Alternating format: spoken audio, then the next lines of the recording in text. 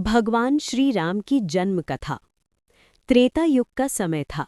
धरती पर अधर्म बढ़ चुका था। राक्षसों के अत्याचार से साधु संत और निर्दोष लोग भी भयभीत थे। देवताओं ने भगवान से प्रार्थना की, हे प्रभु, हमें इस पीड़ा से छुटकारा दिलाइए। तभी एक दिव्य निर्णय हुआ। विष्णु स्वयं पृथ्वी पर अवतार लेंगे और धर्म की रक्षा करेंगे। सरयू के तट पर बसती पवित्र अयोध्या नगरी, जहां शासन करते थे राजा दशरथ, धर्मप्रिय, सत्यवादी और प्रजावत्सल। राजा दशरथ के पास सब कुछ था, पर संतान का सुख नहीं था। प्रजाजन भी चाहते थे कि राजा को एक दिव्य पुत्र प्राप्त हो। महर्षि वशिष्ठ ने राजा को सलाह दी, राजन, पुत्र कामेष्ठी यज्ञ कराइए, इससे आपको निश्चित ही संतान प्राप्त होगी।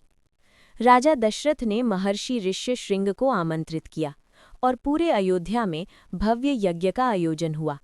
यज्ञ संपन्न होने पर अग्निकुंड से एक दिव्य पुरुष प्रकट हुए, जिनके हाथ में स्वर्ण कलश में रखा पवित्र पायस था।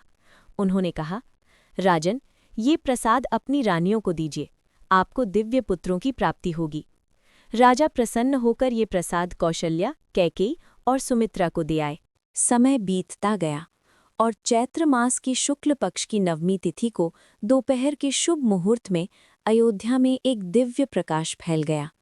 मंदिरों की घंटियां गूंजने लगी, देवताओं ने पुष्प वृष्टि की और उसी पावन क्षण में रानी कौशल्या के गर्भ से भगवान श्री राम का जन्म हुआ। कौशल्या ने देखा, उनकी गोद में तेज और करुणा से भरा एक श्याम वर्ण कमल नयन बालक लेटा है।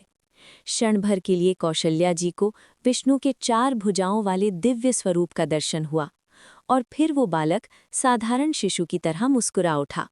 उसी समय कैकेयी के यहाँ भरत और सुमित्रा के यहाँ लक्ष्मण और शत्रुघ्न का जन्म हुआ। चारों पुत्रों के जन्म से अयोध्या नगरी में हर्ष की लहर दौड़ गई। गली गली दीप जल उठे, प्रजा आनंदित हो उठी। हर ओर से एक ही ध्वनि सुनाई देने लगी, जय श्री राम, जय श्री राम। इस प्रकार भगवान विष्णु ने राक्षसों के विनाश और धर्म की स्थापना के लिए श्री राम रूप में अवतार लिया। वही श्री राम जो मर्यादा के प्रतीक हैं, सत्य, त्याग और आदर्श जीवन का सर्वोत्तम उदाहरण। जो भक्त प्रेम और भक्ति से श्री राम की कथा का स्मरण करता है, उसके जीवन से सभी दुख दूर हो जाते हैं। जय श्री राम।